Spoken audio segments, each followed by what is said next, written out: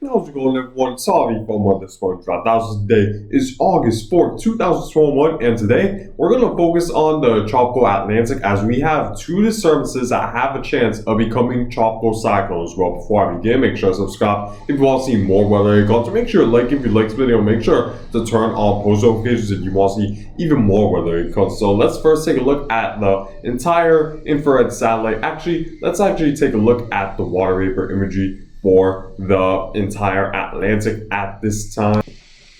So taking a look at the water vapor imagery for the entire Atlantic, we do have some convection coming off the west coast of Africa at this time. We do have some thunderstorm activity associated with some of these tropical waves, and this extends further and further westward into the western portion of the main development region. And we also have a little bit of an upper level low located right over the Caribbean, bringing some scattered thunder showers. And we have a frontal boundary moving through the United States, bringing some thunderstorm activity to the northern Gulf of Mexico and dry air right behind it. And then you see that for most of the Caribbean, the thunderstorms are rather scattered for the most part, but there isn't a ton of convection, as majority of the convection is along this frontal boundary. However, the focus of this video will be primarily on this convection that's currently located just off the west coast of Africa at this time, where we have these thunderstorm clusters which could become our next tropical cyclone, and we have another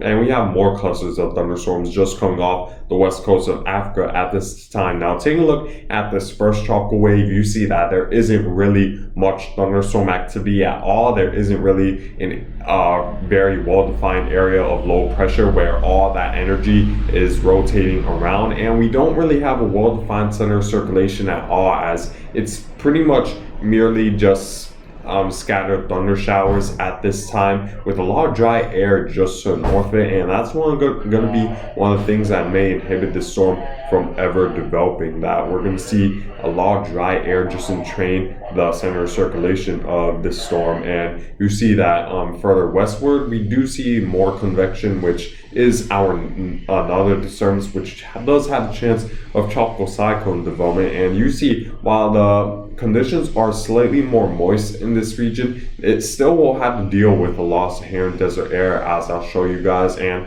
again, there isn't really a well-defined low pressure system where the thunderstorm clusters are really focusing around. However, once we do see a little bit more of a blow up of thunderstorms, there is that possibility that we'll see a more well-defined low pressure system, to where we might see tropical storm Fred or even tropical storm Grace if both of these tropical disturbances develop, if we're able to see just enough of a blow up of thunderstorm activity. But that has yet to be seen, and currently the chances of that aren't extremely likely that it'll become well defined to be considered a tropical depression or storm. But there's still certainly that chance, and there's still a pretty good chance we will see a well-defined low pressure system even if this doesn't develop into a tropical depression. Now, taking a look now at the current chance the National Hurricane Center is giving these two disturbances to develop. You see that for the first one, over the next 48 hours it pretty much has no chance of developing. But however, you see beyond the 2-day mark, it does increase to 30% chance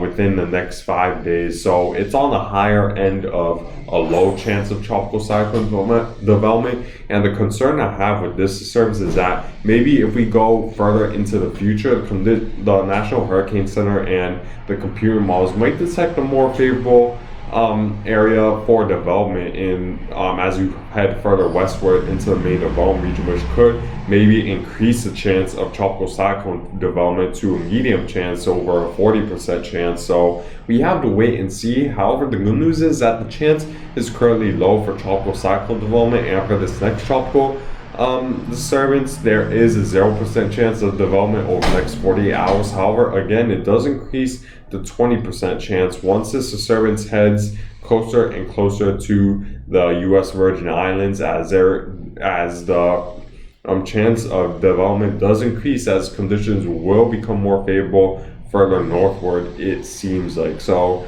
now taking a look at the computer models to see what they're saying when it comes to their forecast of this storm, of these two disturbances. So to So to pretty much point out, this is disturbance 1 right here, this little envelope of moisture, and this is pretty much disturbance 2 right back here. So so I want you guys to pay close attention to both of those. If we were to move forward, you see that for this disturbance, you see that on the northern side, it's going to deal with a lot of dry air, and it's going to be compounded by the fact that this low pressure system will move further northward and bring more of a northerly wind component, easterly wind component, which will bring a lot of that dry air that's further northward into the Atlantic into the center of circulation, or into the convection or cyclonic vorticity of this storm, and that could make the air more stable around the center of circulation, or the potential center of circulation, and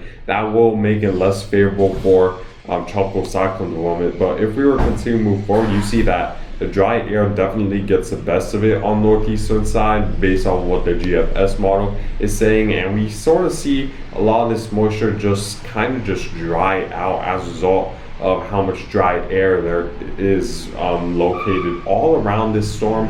And as a result, the GFS doesn't expect much of a future for this storm, which is certainly good news, and hopefully it stays that way. However, again, there's still a chance that maybe there isn't as much dry air as anticipated to weaken the storm, and maybe the storm might have a center circulation that's so small that it could pretty much avoid entraining a lot of dry air. Because the thing is, with small storms, they don't absorb a lot of air around them since they're so small, and they have such they aren't really expansive enough to absorb a lot of air around them. So when that happens, it typically is harder for smaller storms to absorb dry air that's very far from it, because the wind field's so small, it can't really absorb the dry air that far. So if it's able to get a center of circulation that's very small and compact, that's able to not absorb a lot of this dry air, then we could maybe see our tropical cyclone. However, the more likely scenario is that the dry air will absorb this storm as it heads further northward, as there's just too much dry air for this storm to handle. However, we also can't rule out the possibility that the storm becomes very small and compact to fend off this dry air. Now, for our other disturbance closer to the coast of Africa, which is named Invest 91L at this time, it does have a little bit of a better chance of developing, and it's primarily due to the fact that it won't deal with as much dry air as, let's say, this disturbance that's closer to the Caribbean. So that will certainly help its chances of developing. However, it won't be by much, because one thing that will inhibit it is because there's going to be a little bit more wind shear in this region than there is with this disturbance, and that could certainly make it difficult for all that energy to focus in on one area or one center of circulation. Because if the upper level winds are too strong, then it kind of diverts a lot of those air molecules from circulating around the center of circulation, and it'll push it into other areas, which would spread out the air molecules, and it would inhibit convection as a result of that. So taking a look at the wind shear in the air layer where the air pressure is 200 millibars, you see that that this low pressure right here, and it's going to deal with some wind shear, and you see there's strong wind shear overall as a result of a pretty strong upper level low that's located just south of the equator, being strong wind shear. And if we were to continue to move forward, this is really our disturbance right here, and while it isn't a ton of wind shear, it won't completely kill off its chances of development. It's strong enough to at least definitely lower its chances of development as it heads further, as it heads off the coast of West Africa. However, what does concern me is if we go beyond the 5-day mark, you see that the wind shear is almost non-existent throughout the western main development region for the most part. And what worries me is that if this low pressure system moves west enough and it's able to maintain at least its well-defined center circulation, then we might see the storm develop beyond the 5-day mark. However, the GFS model isn't really lenient on doing that for now, which is definitely good news. However, when we're talking about a forecast 5 days out, there's still a lot of uncertainty, and there's still stuff the computer models need to iron out before we could be sure that this thing won't develop beyond the 5-day mark. But it is somewhat worrying that beyond 5 days, or in the western main development region, the wind shear is relatively light. But for the next 5 days, the wind shear should be over the storm and inhibit tropical cyclone development, most likely. However, it isn't strong enough to really kill its chances of this developing. So that's certainly something we need to keep in mind. And another thing that could inhibit this storm is let's first take a look at the sea surface temperatures, because this is another thing that could certainly inhibit this storm from developing, because you see that the low pressure is going to be located right around the border between 80-degree water temperatures and below 80-degree water temperatures. And it's going to be very key where exactly this moves, because if it moves a little bit further northward where the sea surface temperatures are below the 80-degree threshold, it's going to be a lot harder for this storm to develop, because there won't be enough lift in the atmosphere to induce a lot of convection, because tropical cyclones need warm water, because they evaporate more rapidly, because since the water is so warm, it takes a lot less short wave radiation from the sun to break down the H2O molecule into a gas phase or into a water vapor phase. So it becomes a lot easier for tropical cyclone development to occur when the H2O molecule transitions into a gas phase faster, to promote more convection and to accelerate more convection. So as a result, it's going to be very important where exactly it moves. If it moves sort of southward, then it does have a much better chance of tropical cyclone development. However, if it moves further northward, it becomes less likely, and it all really depends on this ridge located in the middle of the Atlantic, as it needs to be a certain distance south to enhance tropical cyclone development, to bring it over warmer water. Now, taking a look at the current guidance from Invest 91L, the model guidance when it comes to strength, and you see that currently pretty much majority of the computer models are taking this below tropical storm status, other than 2 or maybe 3 computer models, which is definitely good news. And even these 3 are bringing it to the low end, as it seems unlikely that over the next 5 days we will see this develop into a tropical cyclone, as you see that a lot of the computer models that do develop into a tropical cyclone are forecasting it to become a tropical cyclone beyond the 5-day mark, which it becomes uncertain at that point. So we definitely need to take this strength forecast with a grain of salt in the long-term future.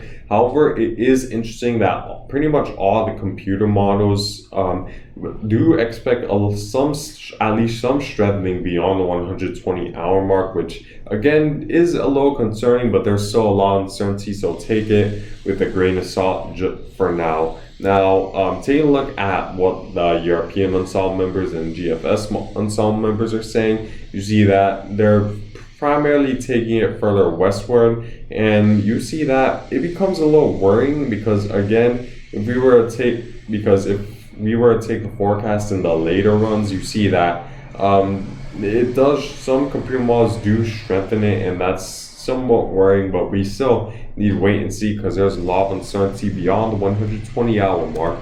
Now, taking a look at the Saharan air layer forecast, because it's definitely another thing that's going to be very important. You see that there's going to be quite a bit of Saharan air dust throughout the main development region, which should certainly inhibit tropical cyclone development a little bit, but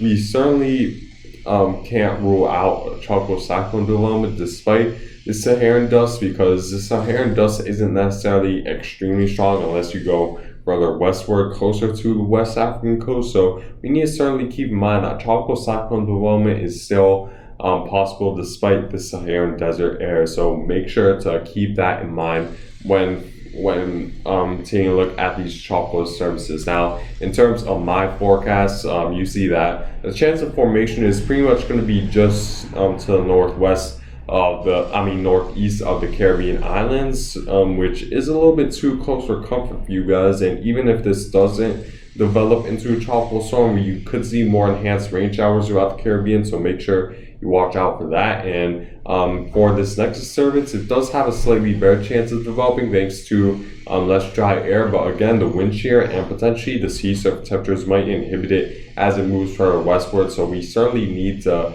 pay close attention to these. While the chance is low, we certainly can't rule out anything when it comes to hurricane season, especially when we are in one of the more active months of the hurricane season. So make sure to at least be aware of it throughout the Caribbean at this time. But yeah, guys, I guess that's it for this video. I thank you guys for watching. Make sure to subscribe if you want to see more weather content. Make sure to like if you like this video. Make sure to turn on post notifications if you want to see even more weather content. And I hope you guys all have a good day.